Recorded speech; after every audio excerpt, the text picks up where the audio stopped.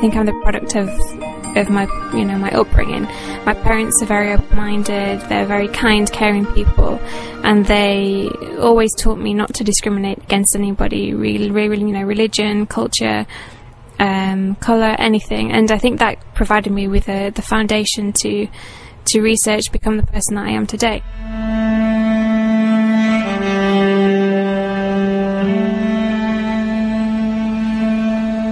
When people see me now as I am wearing hijab, and obviously the people that knew me before, I think a lot of people's first impression is that oh, look at Mel, she married a Muslim guy, and kind of look at her now, it's a shame, look what she has to be like, now she's oppressed, kind of thing. And a lot of people associate me looking the way that I do with maybe because my husband wants me to, or maybe it's something that I've been told that I have to do, and it's completely against the religion and the reason that I'm doing it. I think you have a unique insight when you wear the hijab of really why you do wear it, and it's not for anybody else. It's not for anybody else, but for yourself, and for the sake of Allah. That's the reason we wear that, not because anybody else has asked us to.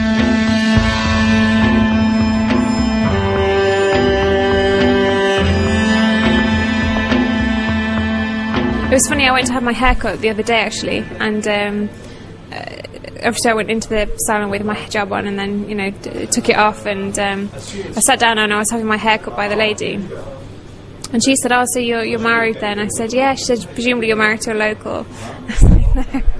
And she just assumed because I wore hijab maybe I'd married a local, and maybe they had asked that, or told me that I had to wear it.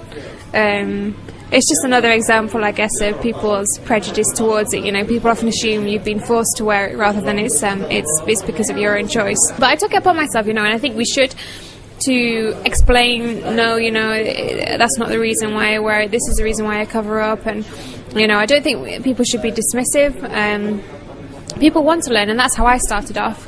And if people had been dismissive of me, then I wouldn't be where I am today. So I think as Muslims, we need to take it upon ourselves to take time to explain things to people.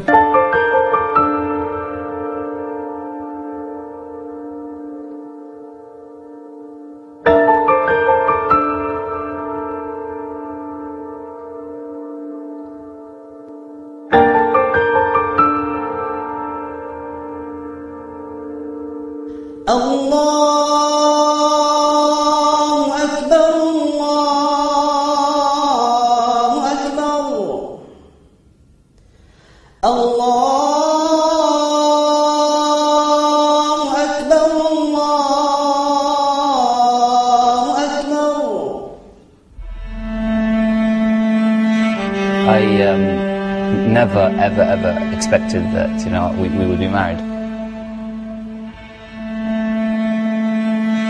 Basically, when I first moved here, I didn't really come with any great expectations when I came to Dubai. I just think it was more of a career move than any particular. I was interested in the cultural change as well, but it was more of a career move, and with no kind of other expectations attached to that.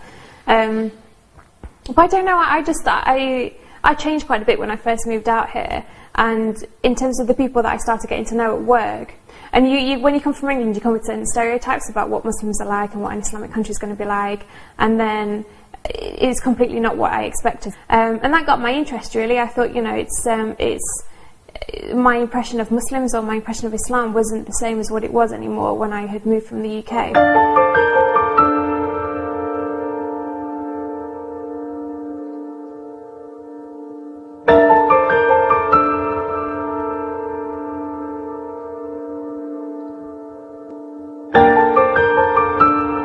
Unfortunately, people think that Islam is linked to oppression with women.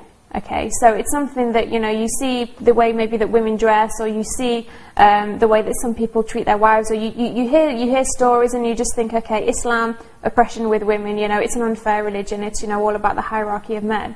And meeting Mahmoud, it's just completely the reverse. The history of Islam as well, women have always been very prominent figures in Islam, very well educated people, business leaders, Khadija was, a business lady herself, but again, in the UK, completely not the story that you're told about Islam and about Muslims.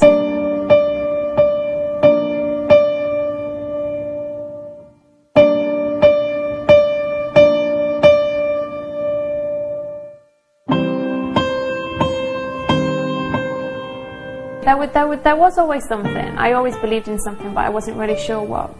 And other religions that I had come across didn't really answer any questions, and to a certain extent I thought their answers to certain questions, I didn't really sort of, you know, buy it. And then I think when I came across Islam and I moved out here and I you know, learned more, what I realised about Islam and what I like about Islam is it's okay to ask questions, and every question you ask should have an answer. Yeah. Whereas with other religions, sometimes it's just like, it's, you know, faith. You just have to have faith. There's blind faith to everything. And to me, that's okay, but it's not good enough. And this is why we always say, you know, I do still have questions, and I will still find the answers to them. But it's everything's so perfect, everything's so well put together that's what kind of convinced me. You know, if there's any mistake in any religion, it can't be divine.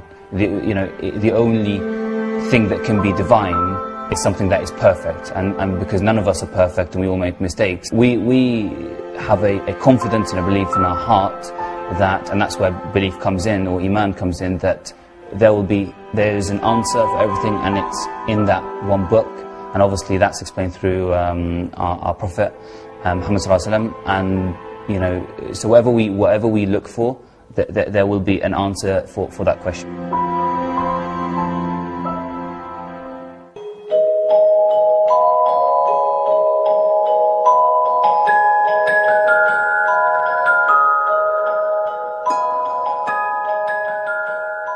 My friend Faris and I, we went to university together, you know, we used to get together and, you know, try and keep our iman strong and learn and, you know, encourage each other in that way. And when we came out here, we both realised it's actually quite difficult to find those kinds of things. So obviously, again, we've started to do that. We get together whenever we can.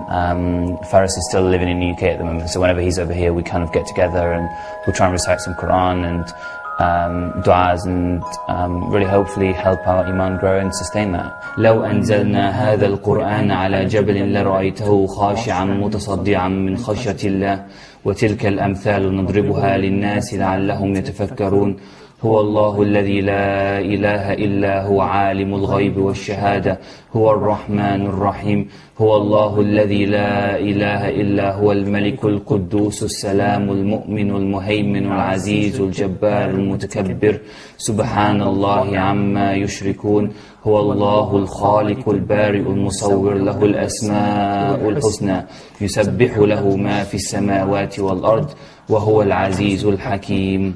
It's a good way of maintaining your iman, and what was one of the good advantages when we were in university was we got to do this on quite a regular basis, and we had a lot of free time to do it. But when you start working, you don't quite have that same time. So that's one of the reasons we do it. Yeah. Nowadays, we've made a rather dangerous separation between our daily lives and activities and what we do for religion, and we've created this artificial barrier. So doing these halaqat is a nice way of integrating these practices into our lives again, which is quite important.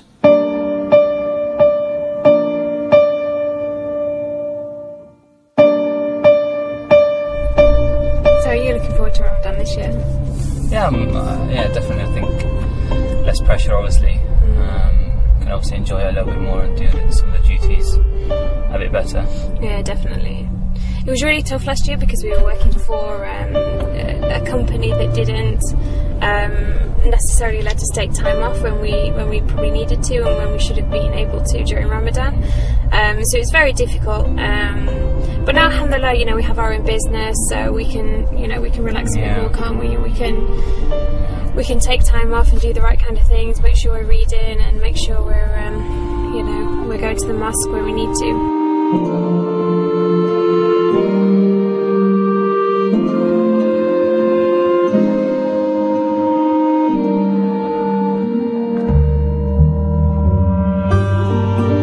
Allah knows you better than you know yourself.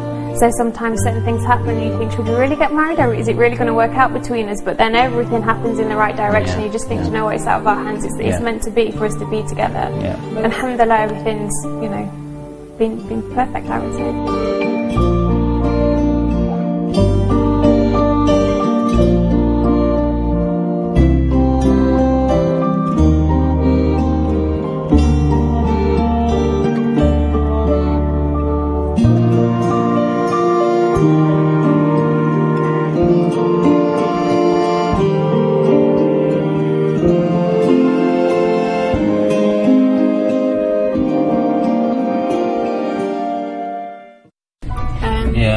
it's a shame because there's obviously a lot of companies. Slowly, I fell back. Oh, sorry. My role, chief advisor to the framing. But you know, I will get the last. I'll get the last say on which frame we go for. Well, you did do it, so I think you get the right for that.